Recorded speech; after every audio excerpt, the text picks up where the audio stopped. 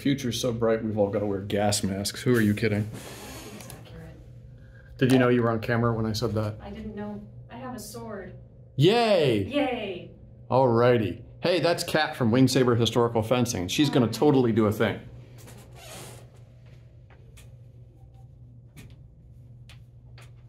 All right. That's Russ. Yes, also from Winged Saber Historical Fencing. This week I want to talk about a simple solo drill that you can do on your own that is an exploration of the synoptic table actions you can do without a partner, okay?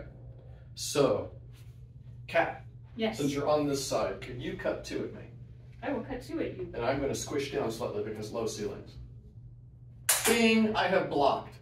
I have done parry 2, comma, a little bit squished. And then I have cut 5. Oh no, I died. So, she's going to cut 1. 1. 6. This time she did not die. Yay. But let's look at that action. I might have thrown 4 instead. And what would determine whether I would throw 4 or 6? Cut 1 again. Now she's pretty vertical. 6 from here makes absolutely no sense. I'm getting caught up on the saber without her having done anything, right? So if she's pretty vertical, I'm probably cutting 4. I died again.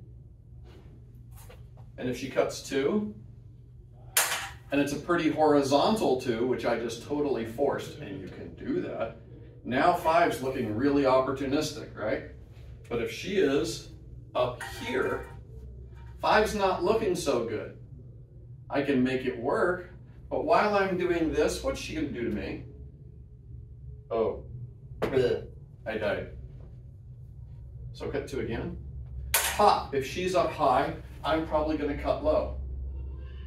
Now, what can we do about that if we don't have a partner with us? Well, you've heard of moulinets, right? You can practice your moulinet in parry 2, cut cat, parry 2, cut cat, parry 2, cut cat. Stop it. Okay, you do it. That's 1. Yes, get your hand, yeah. So That's 2. make sure when you're practicing you get your hand up nice and high. I know we got the ceiling, that's why we're doing only cuts 5 and 6 right now. So, I want you to parry 1, keeping good alignment, and I want you to make a really good cut 5 and behead your invisible doppelganger, and then come right back to parry 1. So 1. Actually 5. Parry 1, cut 5. Parry 1. Cut 5. No. She has not had coffee. This is parry 1. So it is. I am not left-handed right now. That's what was confusing me. All right, so turn your body a little bit, get a good parry. Here comes cut 1. Bang, and she beheads me. Splurge, I died. Okay, so do that, only without me there. So you're practicing a parry and a riposte in the same action.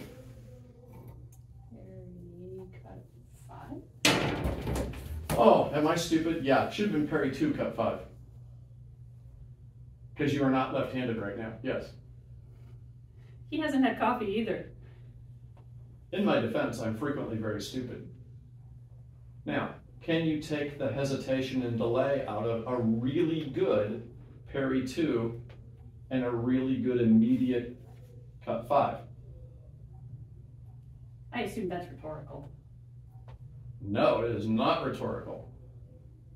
Rhetorical is, what would it look and feel like if you did that while staying in alignment? So your shoulders would have to turn, that's right. So as I scooch back here, come back. So if you parry 2, this shoulder turns back slightly because you're maintaining your alignment. And then as you cut 5, it comes forward, and then it comes back, and then it comes forward, and then it comes back, and then it comes forward. And oh, looky, those of you who have trouble learning to use your waists, slowly learn to use your waist, because for the shoulders to be moving, I'm not going to tickle you, I promise, I'm going to use the saber, okay? For your shoulders to turn, your abdominal obliques have to be working. This puts your body weight behind your blocks and behind your blows, so you don't get your parry blown through. As opposed to that, doing it from the wrist, like someone who paints a lot and hurts her wrist. Someone. So try parry 1, cut 6. This is 1 now, right? Yes. Because I'm not left-handed. Right, but you're a little low. So make sure you model it high, even though we have the ceiling issue. There you go. And notice how her shoulders turn. Now she's being paranoid about the ceiling. Many times her blade would need to be even higher.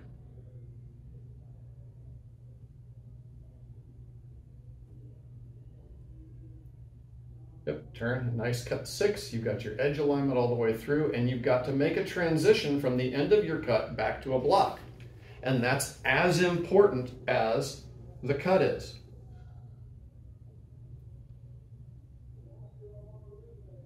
So now try cut 2, cut 5, parry 2, cut 5 again.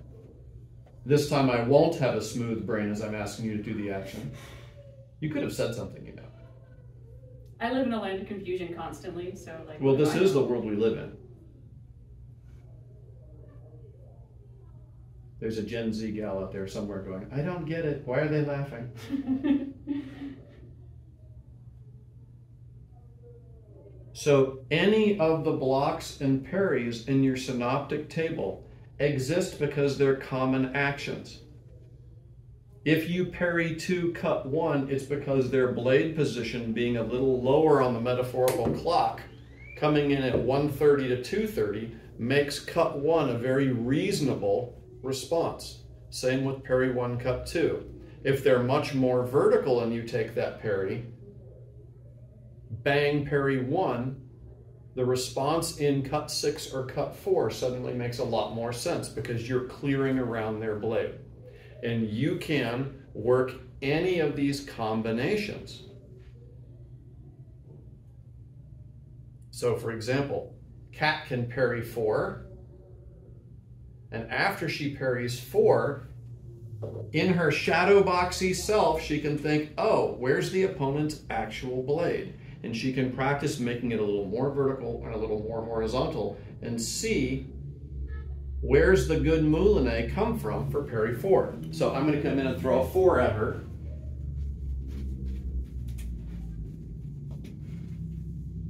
And she's going to parry. My, what a vertical 4. So when she goes to riposte, what are you not going to throw? This one. That one. Because while you're doing that, bleh, right? Same basic example as the one from earlier. Pop, and where can you go to cut me? Yeah, and then you run back to 4. So you can go parry 4, cut 1, parry 4, cut 1, and get accustomed to what those angles feel like while you're parrying and cutting. In the process, what you do, keep practicing. Keep practicing. Yeah, we have to have something visual on the camera for people to look at. In the process, as you practice this, you are teaching yourself to make the little connector movements that are hidden inside the moulinets.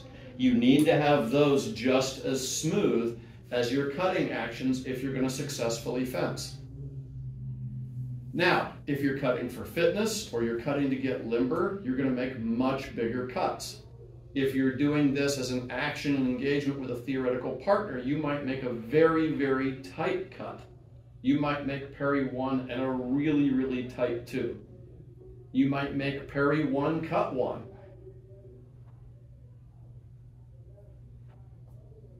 And then return to parry 1, which is super tight. It's basically like a circular parry 1. So you have lots of things you can play with, and the synoptic table is nothing but a list of here are the likely fencing actions you should think about and be prepared for. All right, say again. You're on camera. You have to say what you said. It's a law. Oh, I wristed. Oh, you wristed. Okay. All right, questions about what you just did? Nope.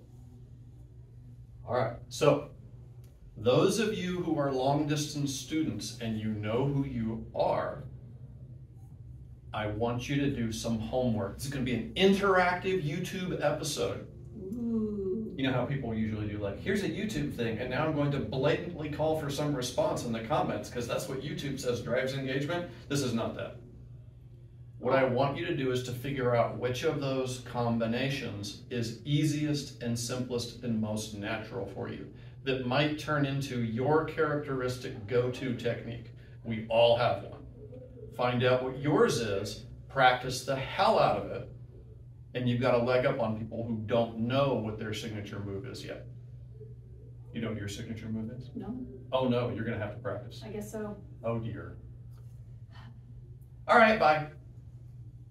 We've got more videos and content coming, so if you liked what you saw and it was useful for you, please stab the like button, /subscribe, and punch the little bell icon so that you're notified immediately when new content comes available. Thanks, and go do the thing.